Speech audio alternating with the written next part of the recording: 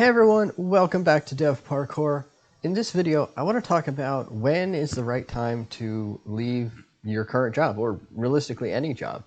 And this comes up because, gone are the days where we would start at a company fairly early on in our career and spend 30, 40 years at that job and then retire and, live the good life. Maybe our parents did that, maybe our grandparents did that, but the likelihood that we're going to do that, especially in tech, there are still industries where people make a career out of, or try to make a career out of one company. The likelihood is that we're going to be switching from job to job periodically. For everybody that's a little bit different, for every job that's a little bit different. And in this video, I want to dive into why you might consider doing that at whatever job you're at.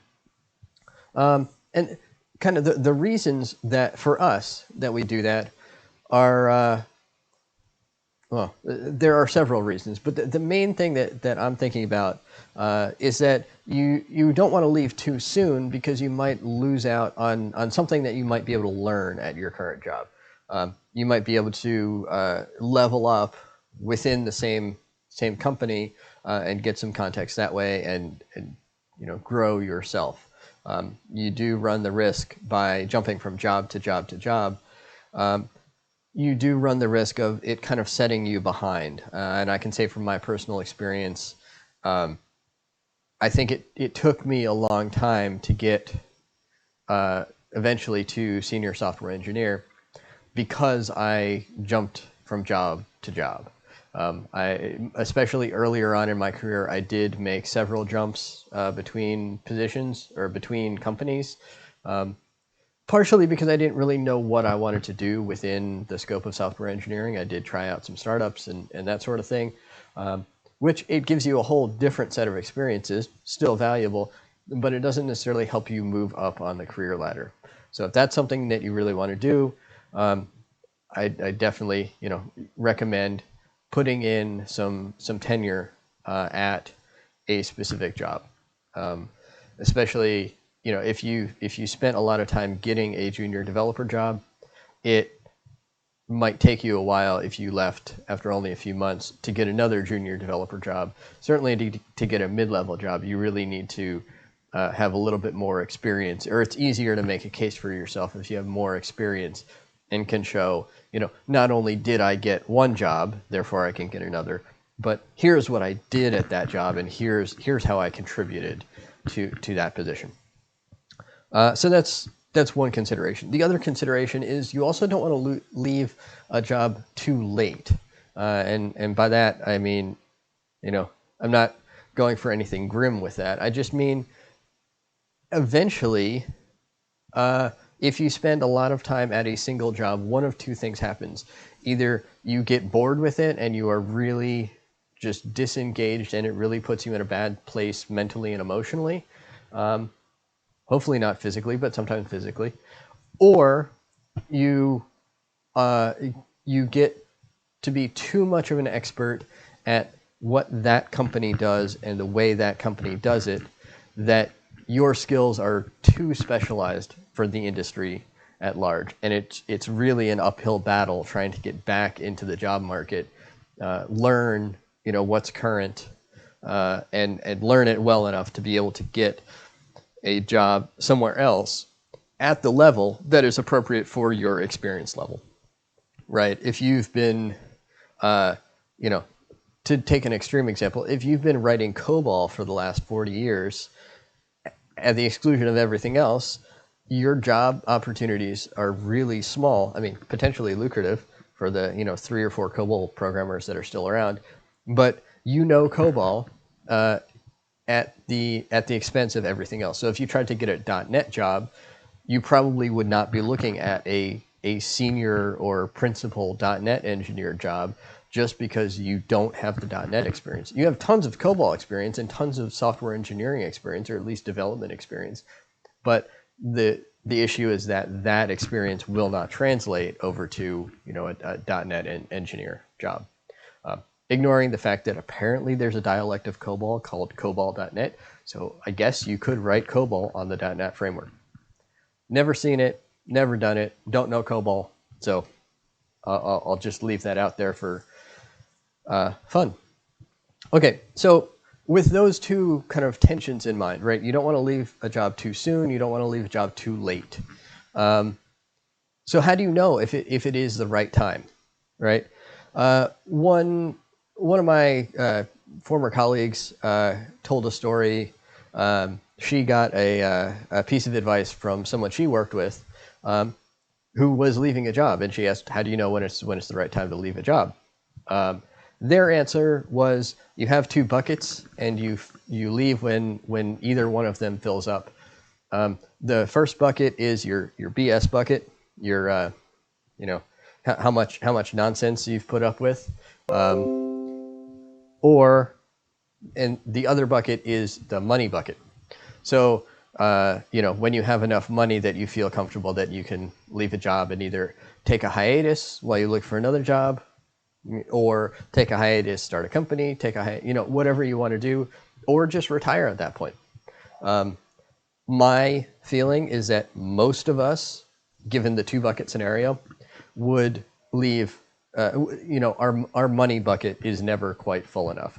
But I do think there's really a kind of a middle ground, and really something that's a little more optimistic, a little more positive outlook. And that's, a job is a relationship between the company and ourselves.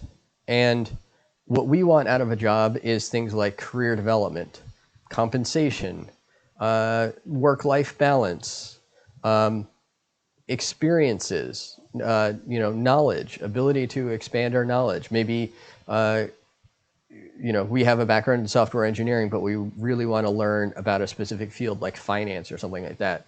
So working at a fintech company, or even just a financial services company, might give us that insight into that area that we're interested about, that we're curious about.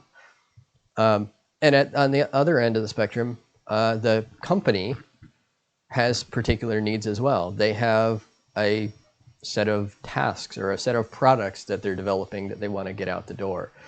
They have particular needs for how fast they want to do that.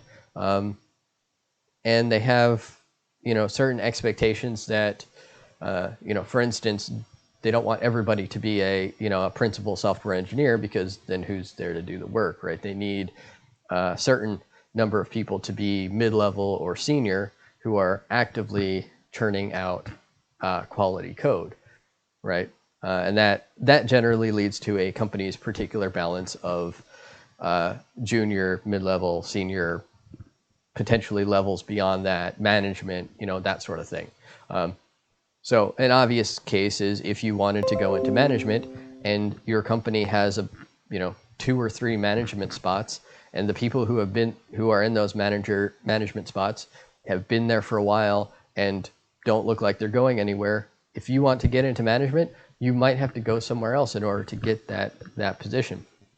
So ultimately, it becomes a balance between you and your needs, both now and in the future, and the company and the company's needs, both now and in the future. So for me, I really like to highlight the aspect of career development.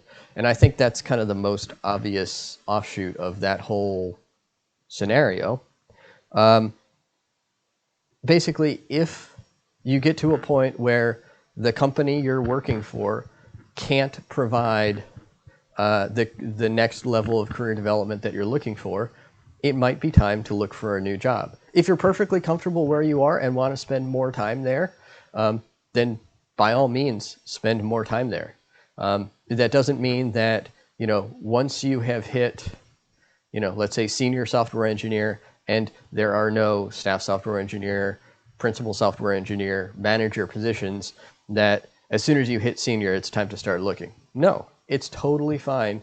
And I would, in fact, encourage you to spend a good amount of time being a senior software engineer. Because there are definitely certain things that you can learn about the job you're looking to get before you have that title. But there are plenty of things that you can't truly learn, you can't truly experience until you have achieved that title and you are in that role, performing that role day in, day out. Just because you're not in that role, so you're not necessarily in those situations every day. I certainly can say that for the management side of things. At a surface cognitive level, there are definitely some things that I knew existed and knew, would be harder, as a manager, but without actually experiencing them, without actually now being a manager and having gone through some of those scenarios, now I know exactly what that looks like. I know exactly what I did, maybe should have done better, differently, would do the same in the future.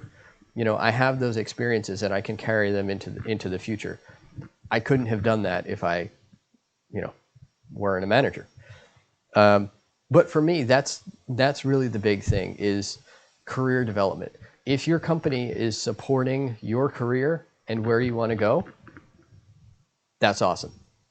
If your company is not supporting your career and where you want to go, and specifically you're not content to just stay where you are for a while, if you do want to, continue leveling up, continue making progress, which obviously I would encourage, but there's, some people get to a certain point in their career and they say, I am happy doing this. I feel fulfilled doing this for the rest of my career.